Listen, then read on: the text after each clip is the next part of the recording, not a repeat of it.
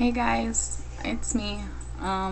So today I was gonna do my second part to my little mini series thing. This is Amber. Say hi, Amber. Hi, I'm a big puppy. Yes, I am. So this is gonna be part 2 of it. And it's gonna be so first of all, dun, dun, dun, bum, bum, bum. And then, so we're doing part 2, my rock bottom. So rock bottom looks different for everyone. Some people's isn't quite, the terrible butt face down, ass up, being butt fucked by an addict in a ditch. Like, that's not everyone's. It's not everyone's rock bottom. So my rock bottom is going to look different from yours or your friends or your cousins or your moms or your dads or your dogs. So I talked in my last video a little bit about kind of just my past and a lot of what led up to this point and stuff. So from that, I got an eyebrow smudge. That's pretty sexy. So I touched base on a few things that had happened to me and some of my personal traumas and whatnot. So today I'm going to go what led me to my trail to try to get clean. So I mentioned that OCS took my kids, and also so people are naturally judgmental, and I expect that, so it's not going to deter me from being honest and stuff. But I did receive a little bit of hate about the fact that I am an addict and I had kids. It's a really sore subject for me, and it's my own personal demon that I'm very ashamed of. I hold so much resentment towards myself for this whole situation. So, but your guys' comments aren't going to deter me from being honest and telling my side of things. So, when OCS took my kids, it was a big deal for me and my boyfriend. It was a huge turning point for us. I did my first shot after OCS took my baby. Having my child ripped from my arms, it did it for me. I was done at that point. I was convinced that I had nothing left to live for, and I was just ready to be done with it. So I figured that was the fastest way to do it. So I, cooked up, I guess a death shot is what they call it, and I was just ready. It didn't work, obviously. And then it turned out that I really liked it, and thus started the escalation of my addiction. So after my kids were taken, a lot happened in a short amount of time. So one day my kids got taken, the next day someone got stabbed in my kitchen, and then all of a sudden I was homeless. So we got kicked out of our house shortly after, and we were living in our van, and we were broke. My boyfriend held a job through all this, so we were funding our habit, like, through that. We weren't lying, stealing from family, but we did pawn all our belongings, and then, like I said, we were living in our van, and we lived there for a while, just homeless and just getting by on keeping each other warm and drugs to get us through the night. After that, we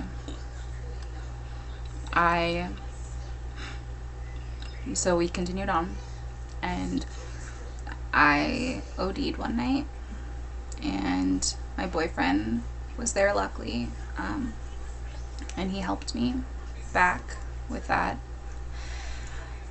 And then that's kind of when we were like, all right, we need to get our kids back. We need to get our shit together. And so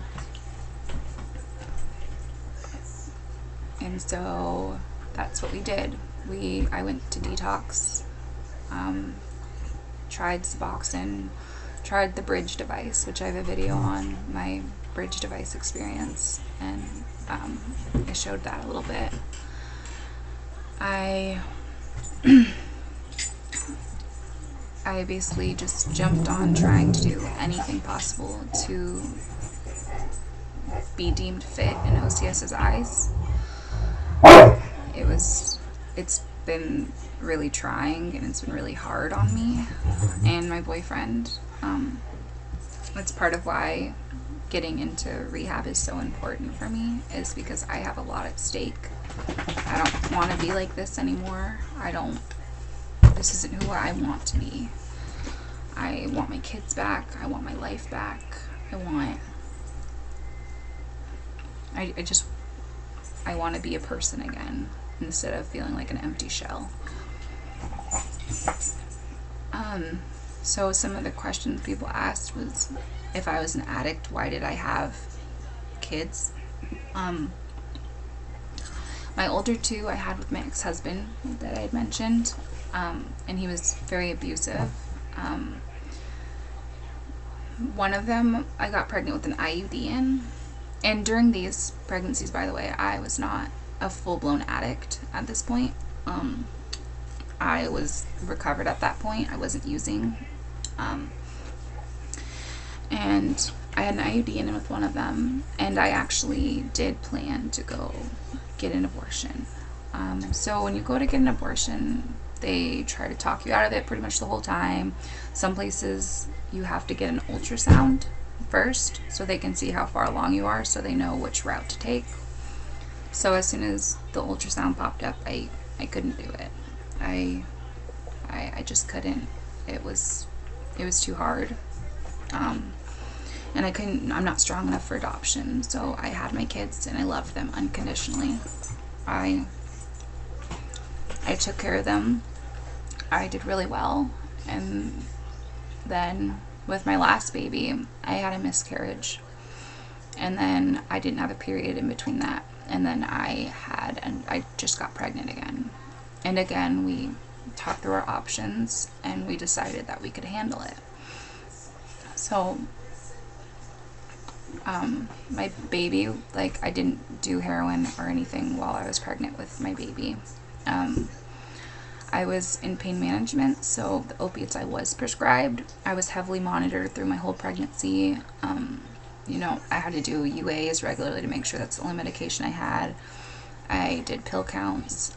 They kept track of me really well. But through that, my boyfriend and the baby's dad, he started using heroin while I was pregnant. And just some of the things we had gone through together and the miscarriage, they just were a lot for him, and he started using as a way to cope. And then I had the baby, and I mentioned in my first video, the pregnancy was really rough on my hips. It was just, it was really hard.